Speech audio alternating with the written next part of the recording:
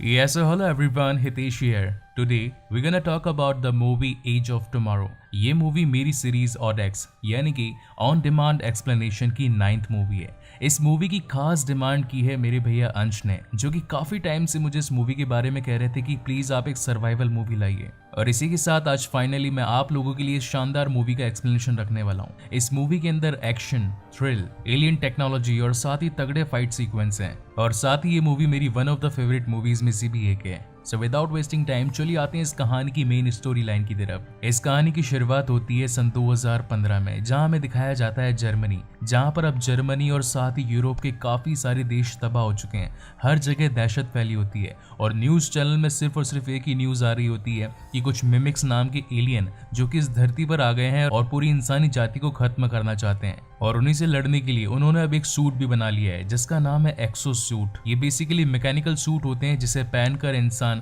उन एलियंस के साथ में लड़ सकते हैं। और अब समय दिखाया जाता है सन 2020 का। इस लड़ाई को चलते हुए टोटल 5 साल बीत जाते हैं, जहां पर हमें ये पता चलता है कि कमांडर रीटा के द्वारा वर्डन में चली फाइट के अंदर अब इंसान जीत गए हैं और अगली फाइट होने वाली है फ्रांस में। और वहीं से सीन शिफ्ट होता है हमारी कहानी के मेन कैरेक्टर यानी कि टॉम क्रूज, जिनका नाम इस मूवी के अंदर विलियम केज है। केज को एक खास काम से जनरल ब्रिंगम के पास में भेजा जाता है और जब वो उससे मुलाकात करता है तब ब्रिंगम उसे बताता है कि कल फ्रांस में एक बहुत ही बड़ी फाइट होने वाली है इंसानों और साथ ही एलियन के बीच में। हम चाहते हैं कि आप वहां पर जाएं और उस पूरी फाइट को अपने कैमरा क्रू के साथ में रिकॉर्ड करें और साथ ही ये पूरी की पूरी जानकारी आम लोगों तक पहुंचाए कि आखिर इस फाइट में हुआ क्या, इंसानों ने किस तरीके से उस जंग को लड़ा, किस तरीके से वो जीतेंगे और फाइनली उस लड़ाई का क्या नतीजा निकलेगा। मगर तब वहां पर विलियम केज उसे बताता है कि सर, मैं एक आम इंसान हूँ, मैंने आज तक कभी भी लड़ाई की ट्रेनिंग नहीं ली, तो मैं आखिर उस जंग में कैसे जा सकता हूँ। मैं आपका ये प्रस्ताव अस्वीकार करता हूँ। मगर तभी वहां पर जनरल ब्रिंगम उसे कहता है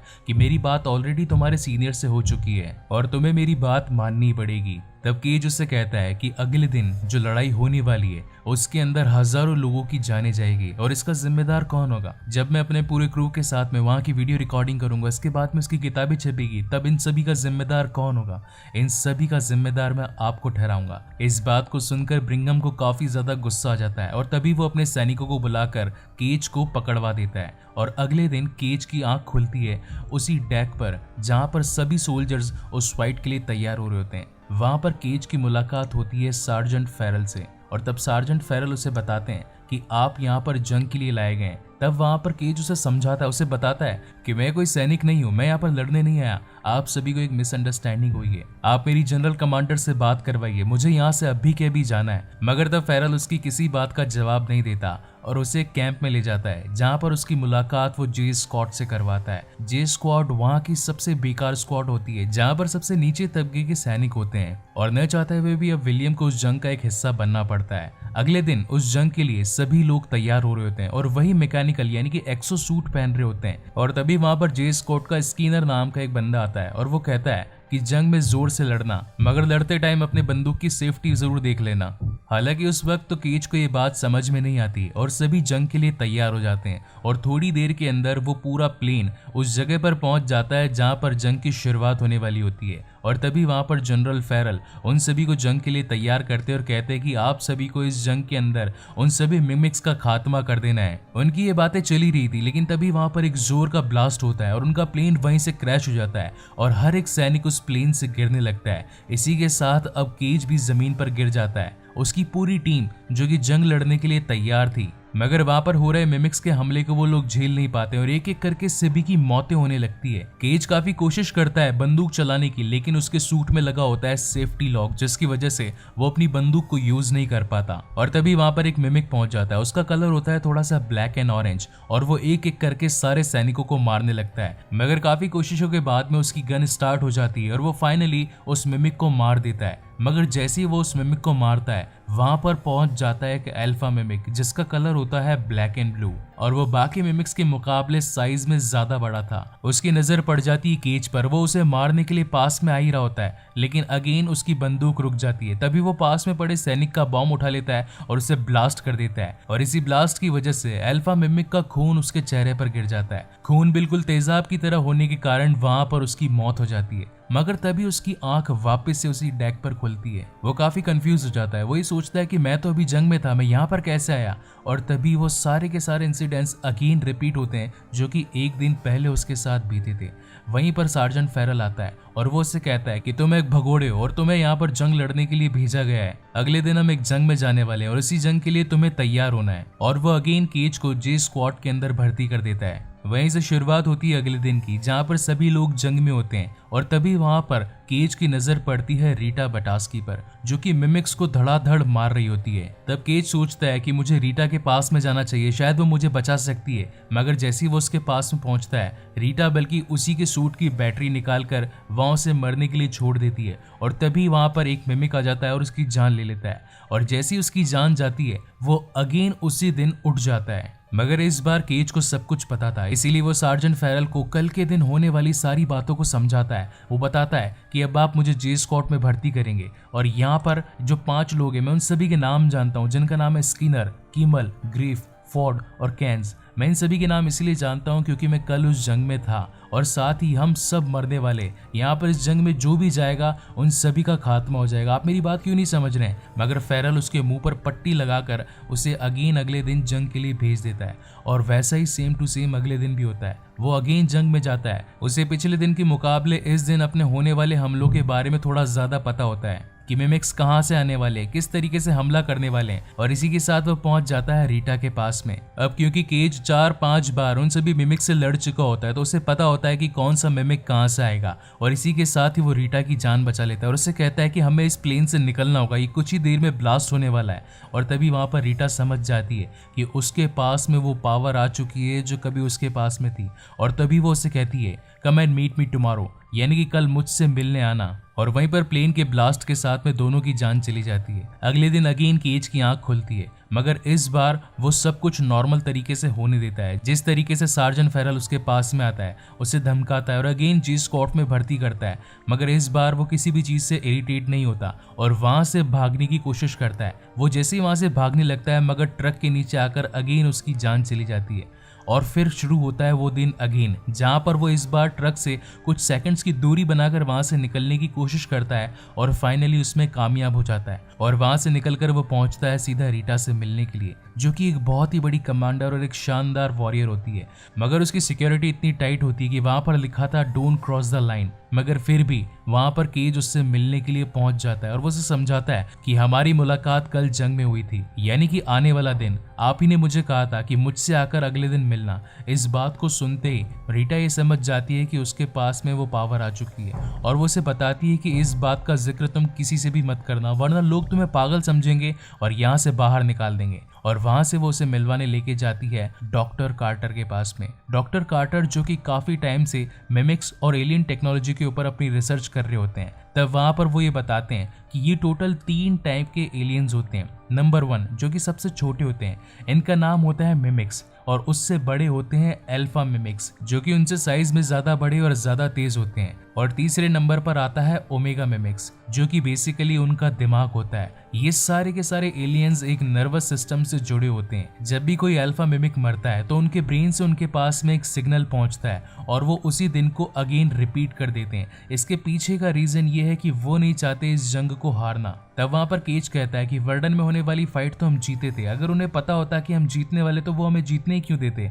मगर तब रीटा वहां पर कहती है कि ये उनकी एक चाल थी, वो खुद ही हमें जितवाना चाहते थे ताकि अगली जंग में हम पूरी दुनिया की फौज वहां पर ले आए और वो एक ही साथ सबका खात्मा कर दे। वो एक दूसरे ग्रह से आए और वो हमारी दुनिया पर कब्जा करना चाहते हैं, मगर हम ऐसा होने नहीं देंगे और इसमें तुम हमारा साथ दोगे। तब वहां पर केज कहता है कि मैं आपका साथ कैसे दूंगा, मुझे तो लड़ना भी नहीं आता। तब वहां पर रीटा कहती है कि कल से तुम्हारी ट्रेनिंग मैं करूंगी और तुम्हें बस हमारे लिए इतना करना है कि तुम्हें हर दिन लड़ना है और हर दिन जीना है। और साथ ही ये जो बातें हो रही है हमें अगेन अगले दिन आकर सब कुछ बताना है। ये सब कुछ तब तक होगा जब तक तुम्हें ओमेगा मिमिक की असली लोकेशन का पता नहीं चल जाता, क्योंकि जब तक वो नहीं मरेगा बाकी मिमिक्स कभी नहीं मर सकते और हम ये जंग कभी नहीं जीत पाएंगे।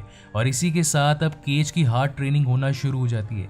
इस पूरी ट्रेनिंग के अंदर उसके कई बार हाथ पैर टूटते हैं, वो कई बार जख्मी भी होता है, मगर हर बार रीटा उसे जान से मार दिया करती थी। उसे इस बात का पता था कि उसके अंदर अभी अल्फा मिमिक का खून है और अल्फा मिमिक का खून होने के कारण वो खुद भी अब ओमेगा के लिए अल्फा बन चुका है। उसके पास में शक्ति आ चुकी है कि वो इस दिन को मरने के बाद में अगेन रिपीट कर सकता है। मगर यहाँ पर ट्विस्ट इस बात का है कि अगर केज जख्मी हुआ तो उसका खून बहने लगेगा, और अगर उसका खून बह जाएगा तो वो अपनी पावर्स को खो देगा। इसीलिए वो हर बार केज के जख्मी होने पर उसे जान से मार दिया करती थी। ऐसा करते करते काफी टाइम बीत जाता है और अब केज भी अपनी जंग के लिए तैयार हो जाता है, और तभी उसे एक दिन सपने के अंदर ओमेगा की लोकेशन के बारे में पता चलता है। और इसी बात को बताने के लिए वो रीटा और कार्टर के पास में पहुंचता है और उसे बताता है कि मुझे ओमेगा मिमिक की लोकेशन का पता चल गया है, वो जरूर किसी एक बड़े से डैम के अंदर है। उस पर जर्मनी में कुछ लिखा था मगर मैं ठीक से पढ़ नहीं पाया, वहां पर काफी बर्फ भी जमी हुई थी। और तभी रीटा, डॉक्टर कार्टर और साथी कीज मिलकर ये डिसाइड करते हैं कि वो जंग छोड़कर वहां से भाग जाएंगे और सीधा उस ब्रिज की ओर जाने की कोशिश करेंगे जहां पर उसने अपने सपने में ओमेगा मिमिक को देखा था। और वहीं से शुरुआत होती है अगले दिन की, जहां पर सभी लोग अब जंग के लिए आए हुए होते हैं, मगर वो उस जंग में कभी आगे बढ़ ही नहीं पाते हैं। हर बार जब भी रीटा आगे बढ़ती है तो कोई मिमिक आकर कभी उसे मार दिया करता था तो कभी केज को मार दिया करता था। वो चाहे कितनी भी प्लानिंग लगा लें, वो हर बार अपने स्टेप्स को ध्यान में रखते थे कि कौन सा मिमिक कहां से आने वाला है, वो किस तरीके से हमला करने वाला है। मगर हर बार उन्हें भी इस चीज का पता होता था कि हमें कोई जान से मारने आ रहा है, इसीलिए वो हर बार उनकी चाल को नाकामयाब करके उन्हें जान से मार देते थे। इस बार केज ही समझ जाता है कि हम कभी भी यहाँ से आगे नहीं बढ़ सकते, इसीलिए वो अगले दिन जंग की शुरू होने से पहले ही जंग से भाग जाता है और वो सीधा पहुंच जाता है लंदन। वहां पर बैठकर वो बार के अंदर अपनी ड्रिंक कर रहा होता है और तभी उसे जोर की आवाजें आने लगती है, और जैसे ही वो बाहर निकलकर वहां के पुल से देखता है तो वहां पर आए होते हैं काफी सारे मिमिक्स जो कि उसी पर हमला करके उसे जान से मार देते हैं। और अगले दिन फिर से केज की नई शुरुआत हो जाती है। तब केज ही समझ जाता है कि जिस दिन उस बीच पर हमला होगा साथ ही लंदन और फ्रांस हर जगह पर उनका हमला होगा, इसीलिए अब वो अपनी ट्रेनिंग को और भी ज्यादा हार्ड कर देता है। और अब लड़ते लड़ते एक वो मोमेंट आता है जहाँ पर वो बीच से आगे निकल के एक छोटी से विलेज में पहुंचते हैं। अब उनके सामने होती है काफी सारी कारें। तब वहां पर केज रीटा को बताता है कि हमने अभी इनमें से सारी कारें ट्राई कर ली है, मगर 2 कार ऐसी है जो अभी तक हमने ट्राई नहीं की, वो ब्लू वैन और साथ ही एक व्हाइट ट्रक। मैं उस वेन तक जाता हूँ और तुम उस व्हाइट ट्रक तक जाओ, उन दोनों में से जो भी चालू होगा हम वहां से निकल कर भाग जाएंगे। और जैसे ही वो दोनों अपने अलग अलग रास्ते से भागने लगते हैं उनके पीछे पड़ जाते हैं काफी सारे मिमिक्स, लेकिन फिर भी वो दोनों उनका काफी जोरदार सामना करते हैं। और फाइनली उनके पास में होता है वो ट्रक जिसके अंदर वो फाइनली वहां से भागकर निकल ही रहे होते हैं। लेकिन तभी वहां पर एक और मिमिक पहुंच जाता है, मगर अपनी चालाकी और हार्ड ट्रेनिंग के साथ में अब केज काफी ज्यादा मजबूत हो चुका था और वहीं पर वो उसे खत्म करके वो दोनों वहां से निकल जाते हैं। मगर रास्ते में जाते जाते उनका पेट्रोल खत्म हो जाता है, तभी वो वहां से पैदल निकलकर एक घर की ओर पहुंचते हैं जहां पर उन्हें एक हेलीकॉप्टर भी मिलता है। मगर उस पूरे घर की छानबीन करने के बाद में भी उन्हें हेलीकॉप्टर की चाबी नहीं मिलती है। रात का समय हो जाता है और तब केज वहां पर रीटा से बातें करने लगता है। वो कहता है कि यहाँ पर एक और गाड़ी भी पड़ी है और उसमें पेट्रोल भी है,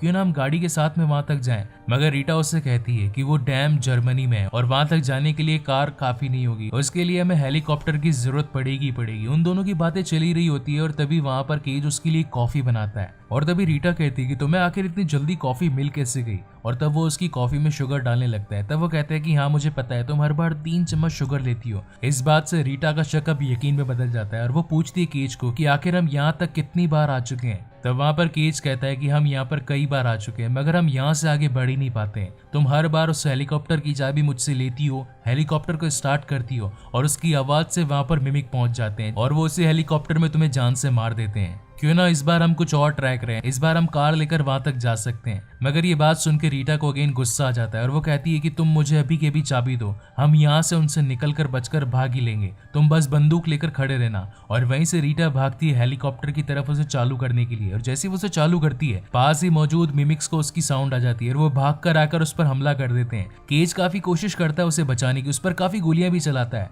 मगर इसका उस पर कोई भी असर नहीं होता और अगेन जैसा हर बार होता है वैसा हो जाता है, यानी कि रीटा की जान चली जाती है। अपनी आंखों के सामने एक ही इंसान को इतनी बार मरते हुए देखकर अब केज भी काफी टूट जाता है, क्योंकि उसे कहीं ना कहीं अब रीटा से प्यार हो गया होता है। और अगले दिन वो ये डिसाइड करता है कि वो ना तो ट्रेनिंग के लिए उससे मिलेगा और ना ही फाइटिंग के दौरान उससे कभी मिलेगा। वो खुद ही जाएगा और वहां से उस हेलीकॉप्टर को लेकर सीधा जर्मनी पहुंचेगा। इस बार वो जंग में पूरी तैयारी के साथ जाता है, एक्स्ट्रा बैटरीज, एक्स्ट्रा बम और साथ ही 3 कैरेट्स बुलेट को लेकर वो जंग में पहुंच जाता है। एक एक को चुन चुन कर मारता है और वहां से सीधा हेलीकॉप्टर लेकर पहुंच जाता है जर्मनी के उसी डैम पर जहां पर उसने अपने सपने में उस ओमेगा मिमिक को देखा था। मगर वहां पहुंचने पर उसे पता चलता है कि ये सब तो बस उनकी चाल थी। वहां पर एक नॉर्मल मिमिक और साथ ही एक अल्फा मिमिक होता है जो कि उसे जान से नहीं मारते बल्कि जख्मी कर देते हैं, जिसकी वजह से अब केज का खून निकलने लगता है। तब केज ये बात समझ जाता है कि उन्होंने सिर्फ और सिर्फ मुझे एक झूठा सपना दिखाया, मुझे धोखा दिया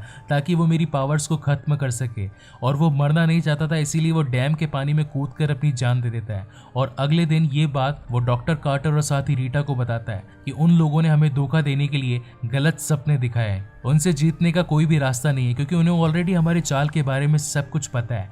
मगर तभी वहां पर डॉक्टर कार्टर कहता है कि मेरे पास में एक ऐसा उपकरण है जिसकी मदद से हम डायरेक्ट उस ओमेगा के दिमाग से कनेक्ट हो सकते हैं, मगर वो उपकरण मेरे पास में यहाँ नहीं बल्कि हेडक्वार्टर्स में जनरल ब्रिंगम के पास में है। और वहीं से रीटा और साथ ही केज निकल पड़ते हैं हेडक्वार्टर्स की ओर, जहाँ पर वो जनरल ब्रिंगम से मिलते हैं और उनसे वो डिवाइस लेकर निकल ही रहे होते हैं। मगर तभी वहां पर काफी सारे सोल्जर्स आकर उनका रास्ता रोक लेते हैं। सिचुएशन को संभालने के लिए रीटा अगेन केज को जान से मार देती है और अगले दिन वो फिर उसी दिन को जीते हैं। सब कुछ वापस सेम टू सेम रिपीट होता है और इस बार वो अपने काम में कामयाब होकर उस डिवाइस को लेकर वहां से निकल जाते हैं। और साथ ही रीटा अब उस डिवाइस को केज की जांघ में डाल देती है, जिसकी वजह से अब केज का दिमाग ओमेगा के दिमाग से कनेक्ट हो जाता है। वो उसकी लोकेशन का पता कर लेता है कि आखिर वो कहाँ पर है। वो अपने सपनों में देखता है कि ओमेगा मिमिक पेरिस के अंदर एक म्यूजियम के गड्ढे में जहां पर काफी सारा पानी भरा है और वो वहां पर काफी टाइम से छिपा हुआ है। मगर तभी उनका रास्ता रोकने के लिए वहां पर एक सूट पहना हुआ सोल्जर पहुंच जाता है और उनकी कार को काफी बुरी तरीके से डैमेज कर देता है, जिसकी वजह से वो दोनों काफी ज्यादा घायल हो जाते हैं।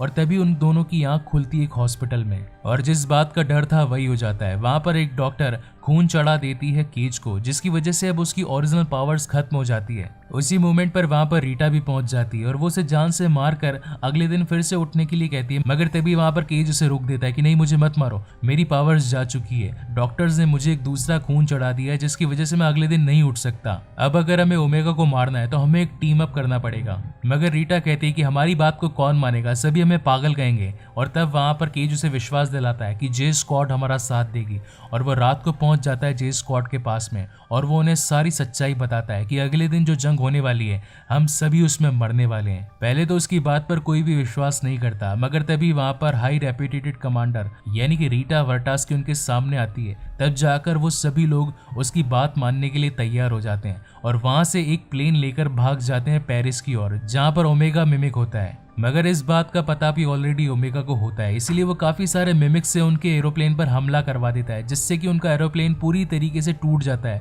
काफी सारे सोल्जर्स की जान चली जाती है। मगर फाइनली कैसे तैसे करके केज और साथ ही रीटा उस जगह तक पहुंच जाते हैं जहां पर वो गड्ढा होता है। वो दोनों उसमें जाने ही वाले होते हैं, मगर तभी उनके पीछे आ जाता है अल्फा मिमिक, जो कि काफी तेज होता है। वो उनके हर वार को नाकामयाब कर देता है। तब वहां पर रीटा और केज ये प्लान बनाते हैं कि मैं उस अल्फा का ध्यान बटाऊंगी और तुम जाकर ओमेगा को उस बॉम्ब से ब्लास्ट कर देना। और वहीं पर उनकी बातें अब अल्फा मिमिक भी सुन लेता है। वो उनकी तरफ भागते हुए आता है और तभी वहां से रीटा एक दूसरी ओर भागते हुए जाती है ताकि अल्फा मिमिक उसके पीछे पड़े और केज जाके अपना काम कर सके। और वहीं पर केज को टाइम मिल जाता है उस पूरे ओमेगा मिमिक के पास में जाने का और वो काफी स्पीड से उसके पास में भागता हुआ पहुंचता है। मगर अब अल्फा की स्पीड काफी ज्यादा तेज होती है, तो वो सबसे पहले तो रीटा को जान से मारता है और तेजी से केज की ओर बढ़ने लगता है। केज पानी में कूद जाता है, मगर फिर भी अल्फा उसका पीछा नहीं छोड़ता। वो भी स्पीड में पानी में उसके पीछे पीछे आ जाता है और उसे अपने नुकीले हथियार से जख्मी कर देता है। मगर तब तक केज अपना काम कर चुका था। उसने बॉम्ब की सारी पिन्स निकाल ली थी और उस पूरे बॉम्ब को अब ओमेगा के ब्रेन पर फेंक दिया होता है, जिसकी वजह से थोड़ी देर में वहां पर एक जोरदार का ब्लास्ट होता है, जिससे एक बहुत ही बड़ी तरंग निकलती है, वेव निकलती है, जिससे कि वहां पर मौजूद सारे मिमिक्स मर जाते हैं। लेकिन वहीं पर हम देखते हैं कि अब इस बार ओमेगा का खून जो होता है, जो कि नीले चमकीले कलर का होता है, वो केज पर लग जाता है और अगेन अगले दिन अब वापस से केज जाग जाता है। इस बार जागने पर उसे पता चलता है कि जंग अब खत्म हो चुकी है। टोक्यो, जापान और रशिया में जितने भी मिमिक्स थे उन सभी के मरने की सूचना आती है और साथ ही अब केज का जो रुतबा होता है, केज की जो पोजीशन होती है एक ऑफिसर की, वो भी अब उसके पास में होती है। और वहीं पर वो जे स्क्वाड को भी देखता है, जो कि अगले दिन जंग में जाने के लिए तैयार हो रही होती है। और वहीं पर वो जाकर मिलता है रीटा से और तब रीटा उसे एक आम इंसान की तरह वापस से क्वेश्चन करती है कि तुम यहाँ पर क्या कर रहे हो, यहाँ पर किसी का भी आना मना है। और तभी वहां पर केज एक स्माइल पास करता है और इसी के साथ ये मूवी यहीं पर खत्म हो जाती है। अब यहाँ पर काफी लोगों को एक कंफ्यूजन होती है कि आखिर केज बचा कैसे। तो मैं आप सभी को बताना चाहूंगा कि मिमिक्स की टोटल 3 प्रजातियां थी। नंबर 1 पे नॉर्मल मिमिक्स, नंबर 2 पे अल्फा मिमिक और नंबर 3 पर ओमेगा मिमिक। जब भी कोई अल्फा मिमिक मरता था तो ओमेगा उसका एक दिन पीछे करता था, और जब यहाँ पर ओमेगा की डेथ हुई थी तो उसने कंप्लीटली मौत के एक दिन को पीछे कर दिया था। इसी वजह से हम यहाँ पर केज को एक नए दिन में पाते हैं। लेकिन यहाँ पर मूवी की थ्योरी ये कहती है कि जब भी एक दिन रिपीट होता है तो वो सब कुछ ओमेगा की पावर से रिपीट होता है। इसका मतलब ये है कि इस मूवी का सेकंड पार्ट जरूर आएगा, जहाँ पर हमें इसके आगे की कहानी दिखाई जाएगी कि आखिर अगले दिन रिपीट होने का रीजन क्या था। सो गाइज, आपको ये मूवी कैसी लगी प्लीज मुझे लाइक और कमेंट करके जरूर बताइएगा। और अगर आपको मेरे वीडियोस पसंद आते हो तो उसे अपने फ्रेंड्स, फैमिली और साथ ही रिलेटिव्स में जरूर शेयर कीजिएगा। और अगर पहली बार इस चैनल पर आए तो इस चैनल को जरूर सब्सक्राइब भी कीजिएगा। इसके बाद में मैं ऑडेक्स सीरीज का 10th और लास्ट पार्ट लेकर आने वाला हूं, जिसका नाम है blood shot. And again guys, thank you very much for watching this video. मिलते हैं अगले वीडियो में।